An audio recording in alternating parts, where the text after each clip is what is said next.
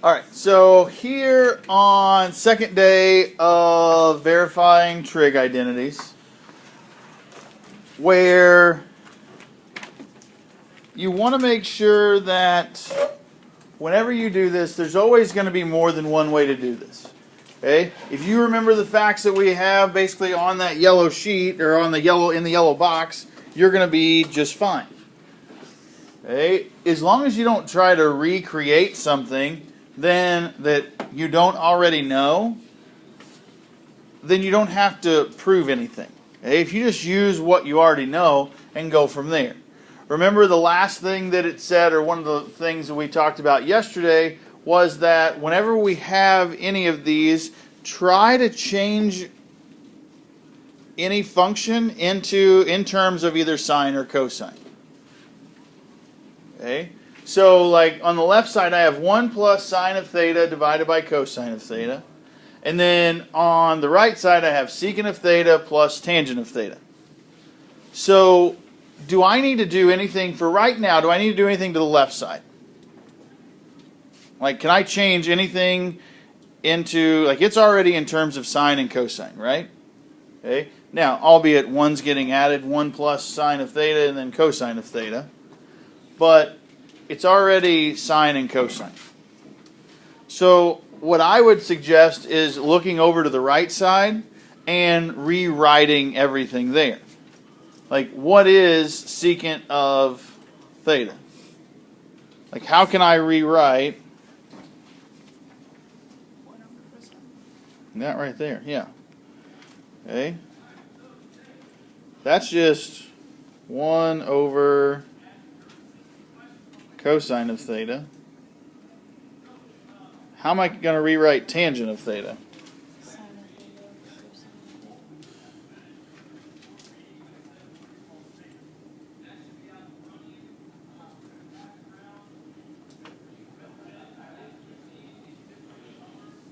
Now what?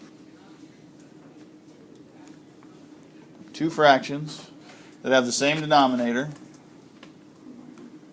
Yeah. Yeah.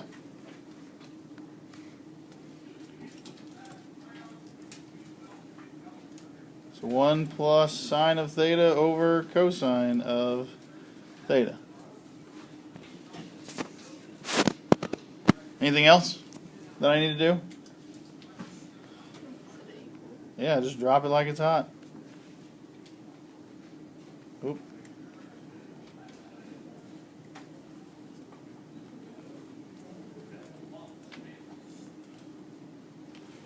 Boom.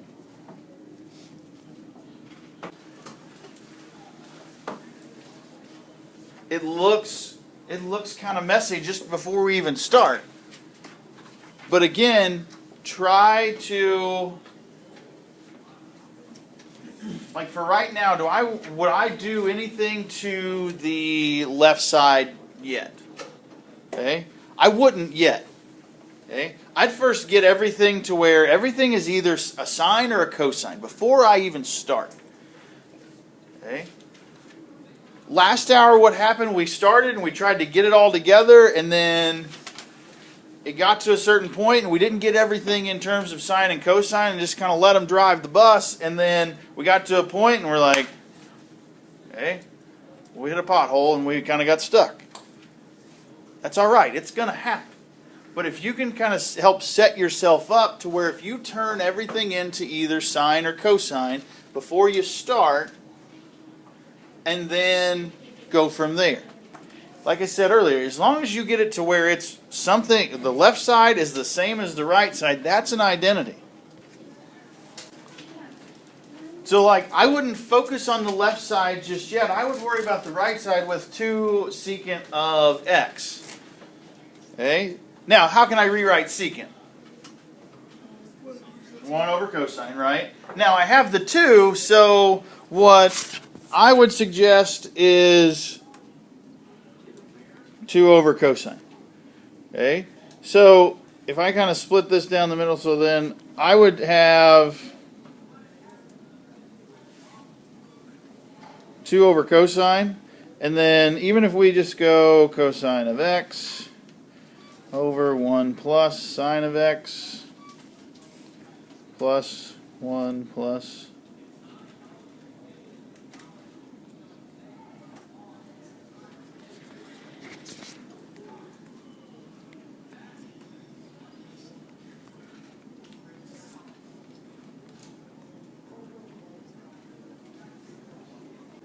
When you get to a point like this and you're just not sure, it's okay to, if you have denominators that are the same, it's okay to bring them to the other side.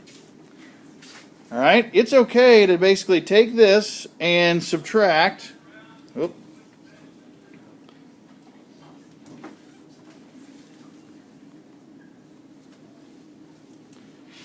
From both sides.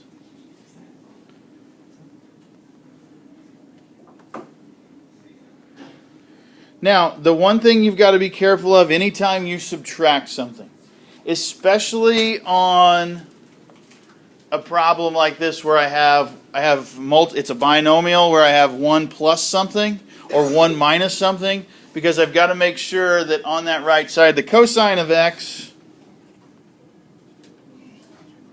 over 1 plus sine of x on the left side is fine. The right side, if I take 2 minus 1, I'm just going to go ahead and write it and have 1. But I've got to make sure that that negative goes to that sign as well. Okay?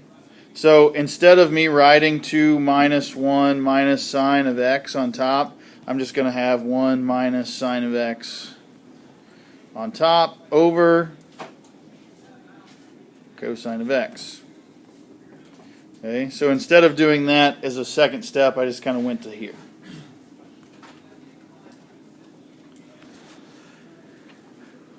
So now what? Still not the same. They don't look the same. They are, but they're not. What do you think? What? Why? Why can we cross multiply? Why can we? Do you know how to cross multiply? Huh? Do you? I mean, I hope you do. You're in pre-calculus. So if we cross multiply, if you have a fraction on the left and a fraction on the right, heck yeah, cross multiply. That's okay. Especially if the denominators don't match. Like if it doesn't match, because if I go here, I'm going to be at cosine squared x.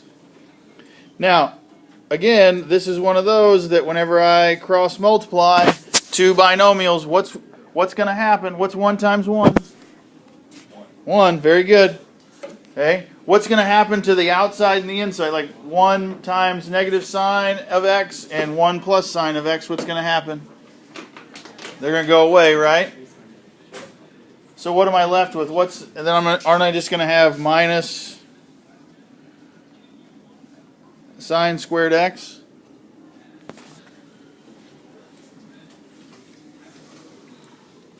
Now, from here, it's really up to you as far as how you want to essentially prove that this thing's an identity. Like, I can move the negative sine squared x over to the other side. Or, what is this? Like, what's that right side equal to? Or what is the right side? Yeah, I can basically stop right here and just go... Whoop.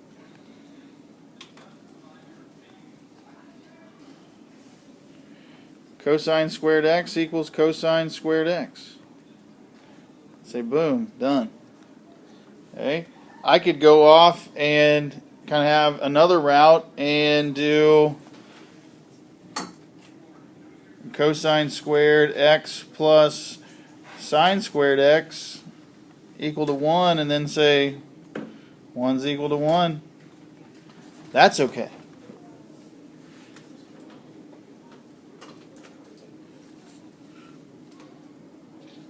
Right? You have multiple options. Like from here, we can kind of branch off and go. Even from up top, like with what